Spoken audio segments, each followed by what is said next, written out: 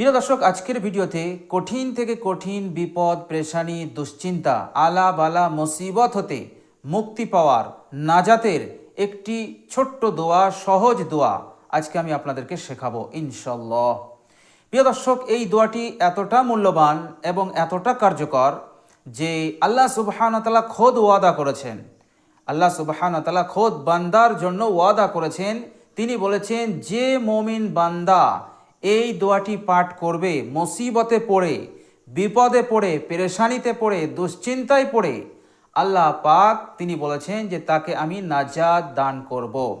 ওই বিপদ, ওই পেরেশানি হতে আমি তাকে উদ্ধার করব। অতি সহজেই আমি তাকে ওই বিপদ হতে নিরাপদে রাখবো। বলেন সুবহানাল্লাহ। এটা আল্লাহ সুবহানাহু ওয়া তাআলা খোদ ওয়াদা করেছেন। তাহলে বুঝতে পারছেন যে দোয়াটি কতটা কার্যকর এবং কতটা উপকারী আমাদের জন্য।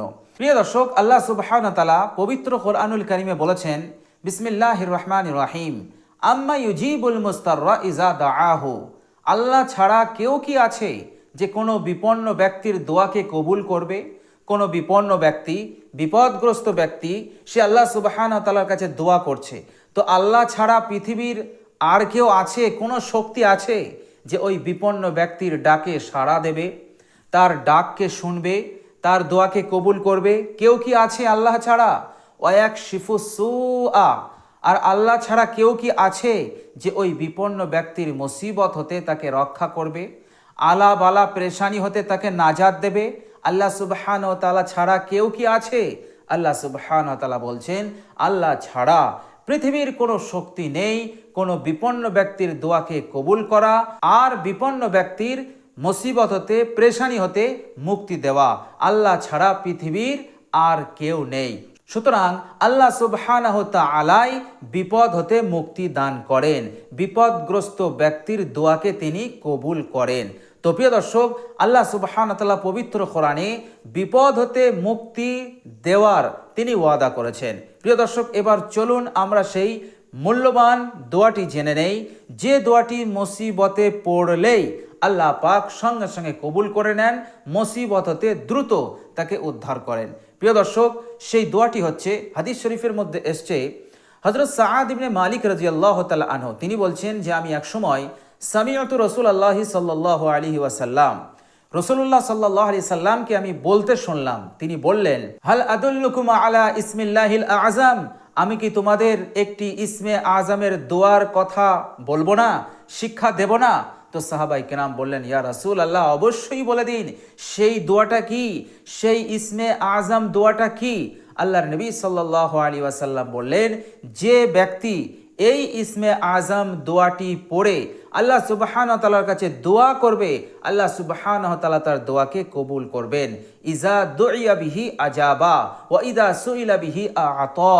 আর যা কিছু চাইবে আল্লাহ সুবহানাহু ওয়া তাআলা তাই দিয়ে দেবেন। সে যা কামনা করবে, সে যা চাইবে, আল্লাহ পাক তাকে দিয়ে দেবেন, অর্থাৎ আল্লাহ পাক কবুল করবেন। প্রিয় দর্শক, এরপর বিশ্বনবী সাল্লাল্লাহু আলাইহি ওয়াসাল্লাম বললেন, আর সেই দোয়াটি হচ্ছে, লা ইলাহা ইল্লা আনতা সুবহানাকা ইন্নী কুনতু মিনাজ জালিমিন। প্রিয় দর্শক, সাহাবায়ে কেরাম রিজওয়ানুল্লাহি আজমাইনগণ যখন এই দোয়াটি শুনলেন, তখন তিনারা বললেন, ইয়া রাসূলুল্লাহ, এটা তো হযরত ইউনূস আলাইহিস সালাম পড়েছিলেন, আল্লাহ সুবহানাহু ওয়া তাআলা এই দোয়ার বরকতে তিনাকে নাজাত দিয়েছিলেন, তো আমাদের পড়লে আমাদের কি ফায়দা?